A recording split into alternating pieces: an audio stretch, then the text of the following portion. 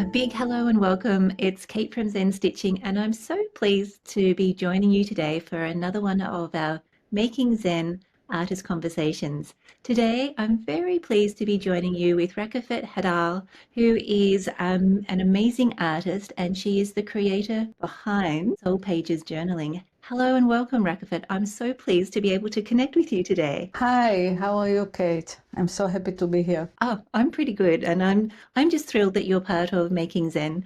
This is the second time that you'll be joining us, and I know from the last event that you shared with us that everybody had such a great time. So I'm so excited that you're back, and I'm so excited to know a little bit more about what you might be sharing with us at the event. But before I dive in the deep end, which is kind of my want, I'd love for you to share maybe just a little bit about your journey on how you came to be where you are today, teaching what you teach. I know Mhm. that's a big question, but if we take it back a couple of steps, I'd love to hear the journey. Okay, I'd love to share it. I think around 11 years ago, when I was in my 40s, I had a small crisis, not crisis, but a small stop in my life when my mother was very sick and was dying of cancer. And I was really looking for a way to help myself. And one day I met one of my friends, and she brought this visual journaling. And I was like really falling in love in that moment. Like I instantly starting to look for information and start to create non-stoppingly. And this phase was going on for months until after my mother died. And when she died and people came over to see us, they saw me walking instantly, and they asked me, like some of my friends, please teach us what you're doing, because and everybody wanted to learn that. And I started this small course with friends in the beginning. And later, so many other people came, I think from word to mouth. So after a few months, I had so many classes suddenly, which was a real surprise. And then I sat with myself and I started to understand what I'm doing. And that's how I developed SoulPages with 7 simple elements. And when I understood it, then I started even to develop it to a facilitator training, because I wanted to pass it on to so many other people in the world. So today there are lots of facilitators around the world that teach it. It's a very easy way to create. And I think for me, it started from looking for something that will help me dealing with the grief and the difficult emotions. Oh, absolutely. I love hearing how from a way that you helped yourself work through a very difficult time in your life, and you kind of just gravitated towards making as a way of healing and a way of, I guess it's kind of a stillness in a sense, isn't it? When you creating, your hands can be busy and your mind has an opportunity to just be still and process things that perhaps we don't give ourselves time to do on a daily basis when we're busy rushing around, from place to place and all that kind of thing. And and so with all of this, and I also think it's fabulous that you've taken those concepts and distilled it into 7 simple steps, as you say. Would you like to touch upon maybe what one or two of those steps are? With pleasure.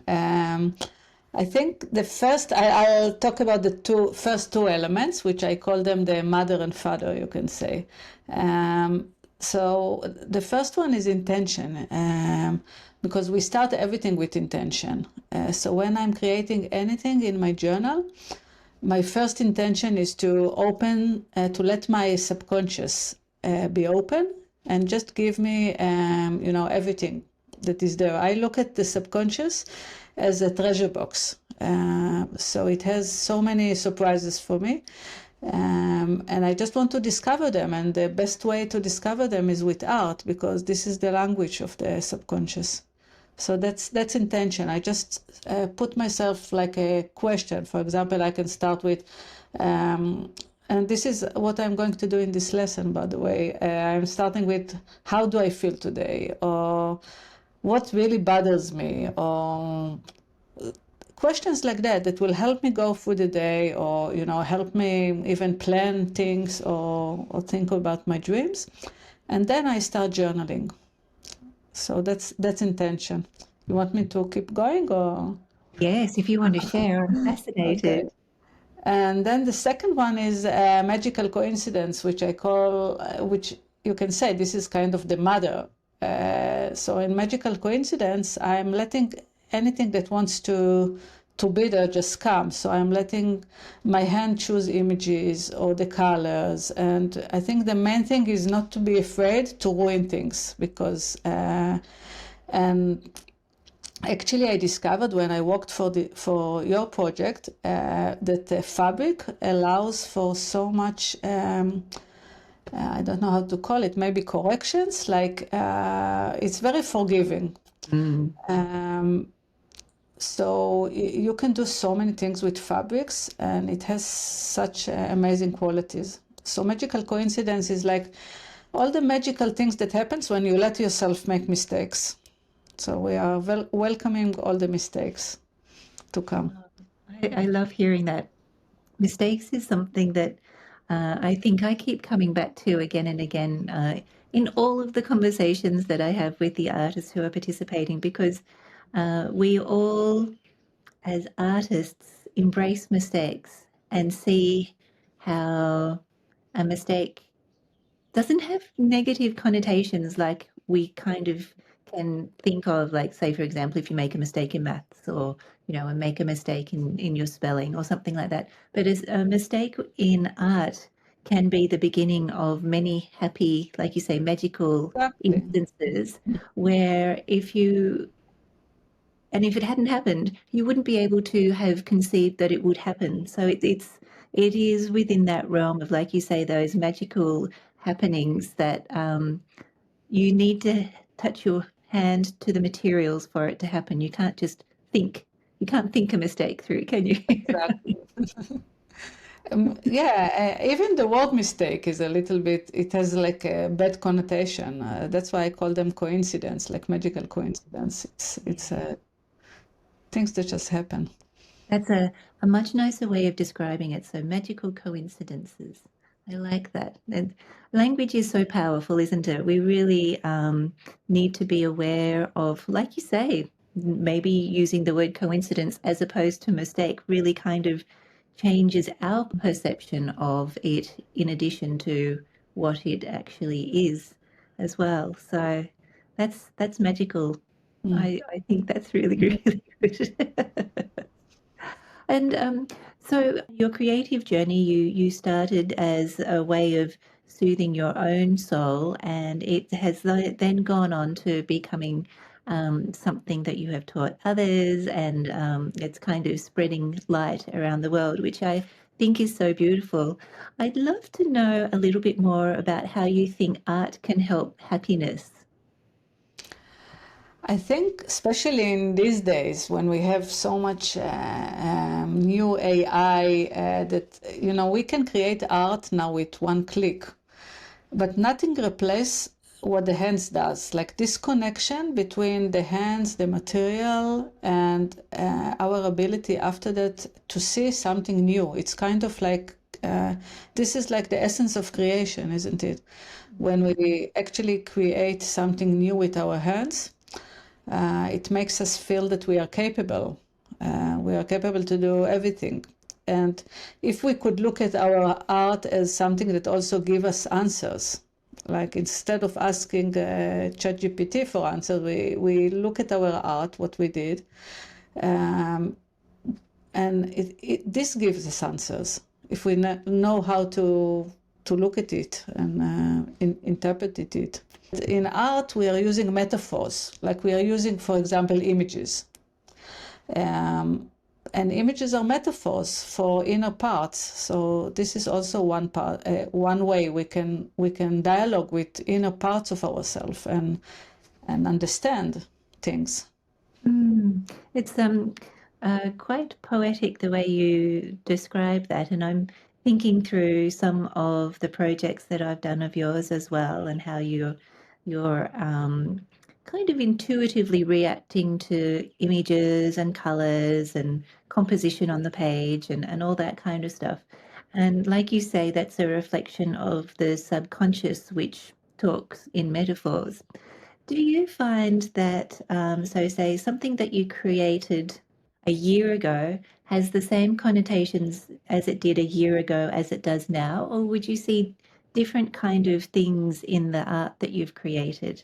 Yeah, I mean, it happened to me sometimes that I'm looking back at a journal spreads that I did a year ago, and then I look at them in a different way because it's actually I'm looking at it as a diary, you can say.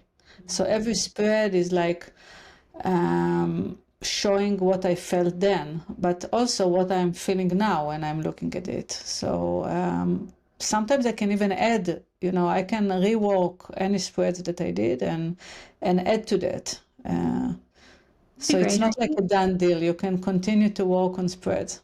Yeah, I never even thought about that. I kind of thought once you've done, it's finished. But of course, you can keep on going, can't you? Go in and make changes or add things or whatever. No, Mm. totally. Yes, they're living pages. Exactly, yes. And sometimes even, I could even cut some parts of old pages and glue them into new pages. It evolves all the time. Oh, that's really interesting. It's as soon as you said cutting into pages, I think that gave my heart palpitations because I kind of feel I have enough difficulty trying to alter an old book, Mm. and probably let alone something that I'd created. Do you find that your students have that reaction as well? And if so, how do you help guide them through that process? Yeah, sometimes like I am a book collector. I have a old books library that I collect. Um, so if my students don't want to cut their books, I'm telling them so photocopy them, and then you could use the images, or you can today with AI you can create your own images and then cut them out, print them, and use them on your journal. So there are so many ways today. Images is not a problem. You don't have to ruin books for that. That's such a good suggestion and such a great answer because I'd never really thought about photocopying them or, you could probably Mm. take a picture of your phone and print it off that way or, all those kind of things. So that's so smart. I never really thought about that before. And the nice thing is too, then it kind of takes away that precious quality that sometimes you have when you have some materials that you're just too frightened to work with because they're special. Yes, totally. Yeah, yeah. And with Mm. actually kind of thinking about that, do you have any tips for people who might feel that way about, special somethings that they've been holding on to in their stash on how to maybe incorporate it into an artwork? What do you mean by special things that like Oh, fabric related yeah, things? anything. You might have some favorite buttons that Mm. is so special you're waiting for just the right project and because that never project comes along or as a lovely Mm. piece of fabric or anything kind of like near and Yes. dear to your heart. I mean, I feel that like my main philosophy is we only live once. So whatever we don't do today, we cannot do again. So if I love something, I'm also a fabric collector. Like I'm always collecting small fabrics from everywhere. But I let myself use them and at least cut some of them. So I would say just use it because especially with fabric, you can always reuse it. It's more easy than paper images.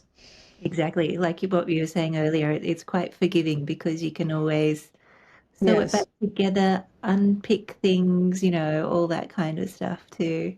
Yes, totally. You can always cut, like for example, if I used here on this small book a button and later I find a nicer button, I can always replace it, which is not the same with paper images. That's such good advice. Thank you. I really like if you're not going to use it today, then when will you use it? So I'm going to embrace that philosophy too going forward. I have a cupboard of beautiful things that are just waiting for the right moment. So I think I should, like you say, just embrace the moment and use Yes, them. totally. We don't have enough time to create everything that we want to, No, we isn't it? don't, do we? And that's the thing. I saw a great quote recently, and that is the more you create, the more creative you become. So it's kind of like a muscle in a sense, isn't it? Totally. I truly believe that a regular habit of even 15 days of creating something every day, it's so important. Like this is really, I used to do long spreads that take like a few hours to complete, but these days I switched to doing shorter creations because I really think it's important and do it every day.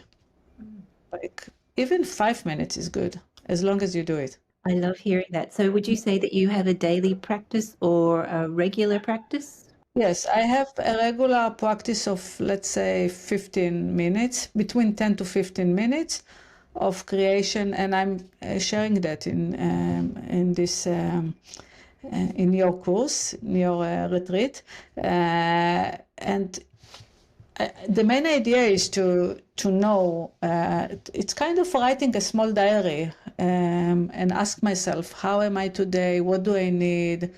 What resources do I need for the day? Things like that. And then I'm just, quickly creating a spread. And I try not to think that it should be beautiful, and hopefully getting an answer from it. I'm guessing it would be part of your morning routine to set aside 10 or 15 minutes. Yes, totally. I wake up usually, and before I'm getting to the computer and doing, all the morning stuff, I try to do that. Oh, how lovely. Just picturing it now, do you, as part of that creative routine, do you make yourself a something to sip on whilst you're doing the creativity, or you go, Coffee, of course. You so cannot start the day without coffee, isn't it? what a lovely way to start the Mm. day. And do you work in a studio or do you work at the kitchen bench or where? No, I work in my own studio, the one you Yeah. see here. That's where I also teach. So this is like my sanctuary. Yes. Oh, lovely. I love how you said with that it's kind of like journaling. Well, kind of maybe more diary was the word that you used that kind of had that nice connection. So instead of it you writing, all the things down, you're doing a visual interpretation, which I think is really helpful for some people who may think of a daily journaling habit to be writing, where in fact they could also just embrace working with colors, working with paint, working with Totally, images. yeah. We can journal with everything. And I think journaling in my method is more close to diary creation. So I'm also writing the dates somewhere in the spreads. Um, so for me, it really gives me a lot of insights about myself, about what's going on, and also ideas. I get so many ideas from writing. So Picturing myself going through that process on a daily basis, and particularly if you have, like you say, your sanctuary, your studio where you can go in mm, and create some artwork. Do you have like a dedicated table space for the journal for your? yes, I have my own space, the one I'm sitting on. I have another space behind me with all the materials. So yes, and I'm working on small scale. So it's not big. It has to be small, otherwise I cannot finish it quickly. Yeah, make to make it achievable. So would you say it's something like a 5 by 7 inch kind of? Yes, Okay. really like something, as I said, something like that. And when you open it, I can show you like one spread I did the other day, for example. So this is really something Oh, very simple and it doesn't take long time to create. that's Um, beautiful. Do you, because I was having a chat with another artist earlier and we were talking about whether we start, because part of her creative process was cleaning the desk before she starts creating for the mm. day. Do you have a similar kind of process, or do you have everything laid out ready to go? No, I am a messy artist, so I have in the morning I have to organize everything before I start again because otherwise, when I go to sleep, everything is on the table, like all the colors, all the postcards, watercolors. I laugh because I love that because that's exactly the same way that I operate as well. And for me, that's also part of the process is that kind of cleansing of the table before we get started. Not only is that, you know, part of the creative routine, but I think it also helps inform what's going to happen next because, you know, there'll be a bit of paint and a bit of fabric and a bit of something that I picked up that's of interest. And having them in my vision means I will draw from them in different ways. Whereas if they're tucked away in a cupboard, they're never going to get used because they're out of sight, out of mind, that kind of thing. No, totally. I always go to my fabric stash, my color stash, and bring, samples, image stash. So I bring like a few that I'm going to use, and then I'm choosing from all of them. Do you have, because I know when I work with paper um, journaling and art spreads, that it's very easy for me to get lots of paper everywhere very quickly. Do you have some kind of organization system for keeping all of your papers together? I mean, I put them in small boxes, but I have to say, as I said, I am a messy artist. Some of my students organize them in folders, like when we are cutting, because sometimes we use cut images. So they have like people, animals, things like that, plants. But I don't. I have a few boxes, and every time I am surprised. So I embrace magical coincidence. Like, I love it. I love both sides of that actually. Part of me loves being organized, and so I'm like, oh, that's a great idea. Imagine having folders of all these things that you can just dive into. But uh, that's dream Kate, whereas real Kate chucks everything into a box. And exactly. like you say, you have those beautiful magical coincidences because you just never know what you're going to find or pull out. Exactly. And if I look too much and I can't find something, then I go to my books and my big stash and try to find something better. But I am also wanting to be surprised every time. So Yes, well, I think that's one of the magical things about creativity is you are surprised because, you know, sometimes you start off with an idea and an intention, but how it manifests might be very different to what you had envisaged. So I think, you know, that's also part of the creative journey. If you knew exactly what you were going to create, or if I knew exactly what I was going to create, I think that would kind of take away part of the fun, maybe. totally. I mean, it's really difficult for me to know in the beginning how it's going to look like. Mm. And I think it's not the way my mind is working. Like I have to let the freedom be part of the creative process. Like you say, be open to those coincidences that may Mm. not otherwise happen if it's too planned. Yes, totally. And Yeah. because I have these 7 elements that are kind of like a regular, I always use them. So I always know what to do next because I'm not stuck. Like, for example, if I'm doing something and then I don't know what to do, I'm thinking, oh, maybe I can add now text, or maybe I can add now lines, which are some of the other elements. So I have like things I can rely on. That it's a kind of a method that I always know it's there and it's always working. Oh, how fascinating. That's great. So, in other words, you do kind of like have a framework, which is very loose, but Mm. within that framework, all those parameters, you can do the creating as part of it, which Yes.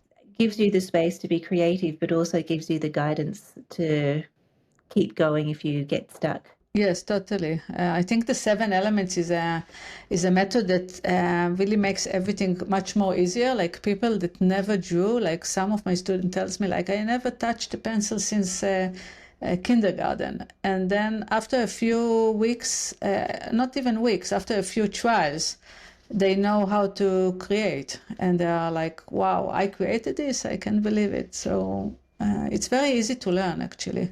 In some senses, it's a would you say it's a letting go or a forgetting? Because as children, we naturally create and we're naturally, drawn to making images and marks and putting things together. So maybe, like you say, it's kind of connecting with that inner child again. I think the inner child for me, and I call it the dreaming child, is such a major part of this method. Like for me, to be able to do that without thinking, because yes, small children don't really think of they just reach their hands to the color, and they are so much more intuitive. And unfortunately, today it's finished quite early. I think even 5 years old already know that it needs to be beautiful. So we have to go back to this very early, even 2, 3 years old type of painting, Mm, and it's difficult to embrace this, but it does happen. yeah. I noticed the change in people, in my student. It does happen if you don't let go. Have you noticed that there's like maybe a particular time, like for example, your students might you notice the change in 6 months or 3 months, or is it dependent on each person and how they're working? I think usually the change happens at least around 6 months when you do something regularly, like when you actually bring it into your life to be like something that you do. It doesn't need to be every day, as I said before, but it at least a few times a week, something that you're dedicated for, and then it just happens in a flow. I saw people transform and it always amazed me. Oh, that's so beautiful. And that must be such a special and warming feeling for you to be able to see that you've encouraged and unlocked the creativity in people who, when they first met you, might say, I don't know how to draw, or I can't draw, or my drawing's not very good, all those kind of things that we quite often say about our artwork. Yeah, it's a good feeling. I think another part of it is also the community, which is when they meet other. Because I love to teach in small communities. So the part is that you also meet other people that are like you, and then you don't feel, oh, it's only me. You know that it's everybody feel the same. So I think the community part is also important. Absolutely. Oh my goodness. Um, I think community is so key for anything that we do, really. Like, we can't really do anything in isolation, even though we kind of think we are. You know, Yes. but when we allow ourselves to be surrounded by others who may be going through similar experiences or thinking the same kind of things, and just to realize that we're part of a collective which not only can we identify with, but we can also learn from, and that's what I love too. So, you know, you'll learn from the instructor, but you'll also learn from everybody else who are also bringing Totally. their life experiences too. No, totally. This is why I love these events that you are doing, because it's such a learning experience. Even for the teachers, we learn from each other and we learn from the students. So it's quite amazing. Oh, it is. It really is. And one of the things that I love about Making Zen is because there's just so many clever, creative artists sharing what they do and how they do it. And, the time is quite limited in a sense because it's a week of creativity, which means that everyone tries to squeeze in as much as they possibly can. So you start seeing ideas and parts of projects coming together in ways that you couldn't have predicted as well, just through people thinking, oh, well, I can combine this with that, and then I can put some of this on here. Totally. Yeah. And that's what I love in also in SoulPages. I think the connecting part of it, that you take a little bit from here and a little bit from there, and suddenly it's like a collage of ideas, and suddenly you have something new that you created. So it's beautiful. Yes, a collage of ideas and a collage of people. I love Mm. that. That's such a great visual. Yes, totally. So I'd love to know, what does it mean to create an art journal, or how do you go about doing one? I'd love to Okay. see if you have any images or things to share with Yes, them. of course. An art journal is actually, do you see it good? Okay. It's beautiful. This is like one of my art journals, and these are the small art journal, fabric journals that we are going to do in my lesson. Um, so an art journal is a journal where you can create with materials, and you can create with mixed media techniques, and it's like a playground. You can, like, I'll show you like one of my pages Oh, wow. side. That's so cool. You create with images, with colors, with lines. Those are like some of the 7 elements, and also with fabrics, as I'll teach. So it's really so much fun, and everything is possible. Oh, I love seeing that. And how can we find out more about your 7 elements if people would like to learn more about that? Okay, thank you for asking. I've written 2 books. The third one is on the way, but I'll show you specifically on the 7 elements. You have layers of meanings, which I really delve into. It's a working book. You can really create journal, and you have a deep process with all the 7 elements. And if you want to, like, recently I'm more interested in specifically in colors and the healing part of colors in our lives. And this is my second book about, and it's called Color Archetype, because I really believe that in every color there is an archetype that can help us heal. Like, healing is became in the last few years like a main issue for me. How you can heal with art. So you can read more about it in Color Archetype. Oh my goodness, how fascinating. I'm so intrigued to know more about that because there is so much about color, isn't there? How it makes us feel, what it means, and quite often we don't really think too much about it, apart from maybe if we're working with a painting or something like that. But the colors around us really do um, inspire us and kind of affect how we feel. Totally. And if we start to dive more into color and try to understand them, then we can also alter small things that bothers us, or even in our our rooms where we live. If we change small things, or even what we wear. So colors are so important. It's energy. That's a good point. It really is. I'd never really thought of that, but it completely is energy, isn't it? Yes.